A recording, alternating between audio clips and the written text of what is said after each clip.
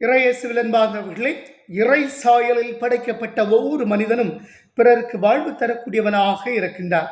சமூகத்தில் ஏற்படுத்தப்பட்ட சட்டங்களும் வரைமுறைகளும் மனிதன் மகிழ்ச்சியிலும் நேரிய வழியில் வாழ்வதற்கே. எனவே மனித வாழ்வு அல்லது உயிர் என்பது உலகில் உள்ள அனைத்து வரைமுறைகளுக்கும் சட்டத்திற்கும் அப்பாற்பட்டது என்பதனை இன்றைய நற்செய்தியிலே இயேசு வலியுறுத்துகின்றார். மனிதனால் உண்டாக்கப்பட்ட சட்டங்களோ உணவுப் பொருட்களும் இறைவன் தந்த உயிருக்கும் அல்லது வாழ்வுக்கும் இணையாகாது. எனவே மனிதனால் உண்டாக்கப்பட்ட வரைமுறைகளும் சட்டத்திட்டங்களும் வாழ்வு தரும் இயேசுவின் முன்பாக வலுவற்று போகின்றது.